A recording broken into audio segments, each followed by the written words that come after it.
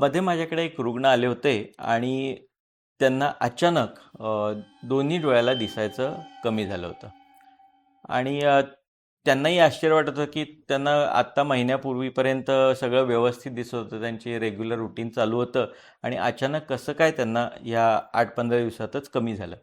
ज्यावेळी त्यांचे डोळे मी चेक केले तर असं लक्षात आलं की एका डोळ्यामध्ये रक्तस्राव झालेला आहे आणि दुसऱ्या डोळ्यामध्ये सुद्धा रक्तस्रावाचं प्रमाण हळूहळू वाढतंय. आणि हे सांगितल्यावर मी त्यांना विचारले की तुम्हाला मधुमेह आहे का? तर ते म्हणाले, हो, मला पूर्वी एकदा डिटेक्ट झाला होता मधुमेह आणि परंतु त्यानंतर मात्र मला काहीच त्रास नसल्यामुळे मी औषधं सगळी बंद केलेली आहेत. नमस्कार, मी डॉक्टर सौरभ पटवर्धन. मी नंदादीप नेत्रालय येथे नेत्रतज्ञ म्हणून काम करतो. आणि ही जी मी माहिती सांगितली ही काही आमच्यासाठी खूप नवीन केस अशी नाही. आत्तासुद्धा बरेच रुग्ण त्यांना डायबिटीस असूनसुद्धा व्यवस्थित औषधं घेत नाहीत किंवा त्याची फारशी काळजी घेत नाहीत. मी पर्टिक्युलरली पाहतो तरुण वर्गातले लोकसुद्धा, ज्यांना तरुणपणी डायबिटीस डिटेक्ट झालेला असतो, ते सुद्धा व्यवस्थित काळजी घेत नाहीत. ते आपल्या कामामध्ये किंवा इतर गोष्टीत बिझी असतात किंवा त्याचं महत्त्व त्यांना लक्षात आलेलं नसतं.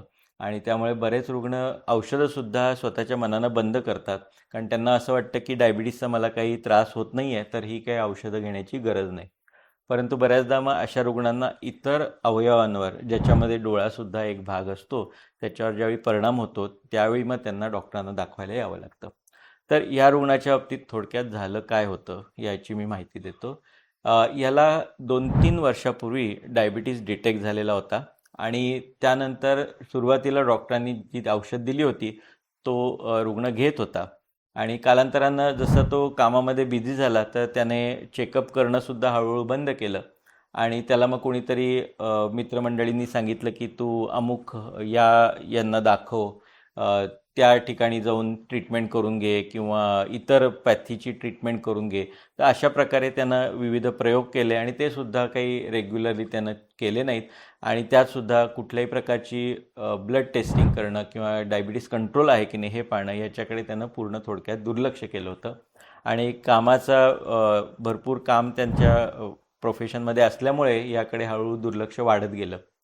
ज्यावेळी हा रुग्ण आमच्याकडे आला त्यावेळी त्याला ऑलरेडी, ज्याला मी प्रॉलिफरेटिव्ह डायबिटिक रेटिनोपॅथी म्हणतो, म्हणजेच डायबिटीसच्या आजाराचा जो पुढचा टप्पा आहे हा पोचलेला होता. आणि याच्यामध्ये काय झालेलं होतं की डोळ्यामध्ये अनेक जाळ्या ऑलरेडी तयार झालेल्या होत्या.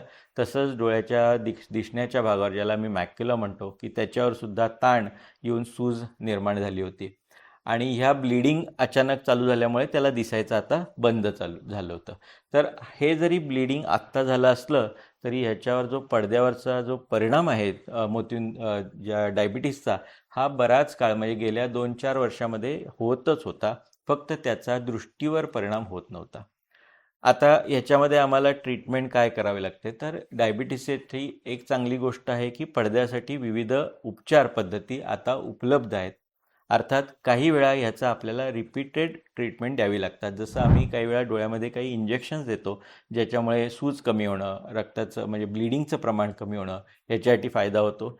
काही वेळा आम्हाला लेझर ट्रीटमेंट करावी लागते, जेणेकरून ज्या जाळ्या याचं प्रमाण आहे ते कमी होतं किंवा भविष्यामध्ये पुन्हा जाळ्या येण्याचे प्रमाणसुद्धा कमी होतं. आणि काही वेळा आम्हाला ऑपरेशन करून पडद्यावरच्या जाळ्या काढून टाकणे, पडद्यावरचा ताण क्लिअर करणं किंवा त्याच्यावर येणारा पापुद्रा क्लिअर करणं, या गोष्टीसुद्धा कराव्या लागू शकतात.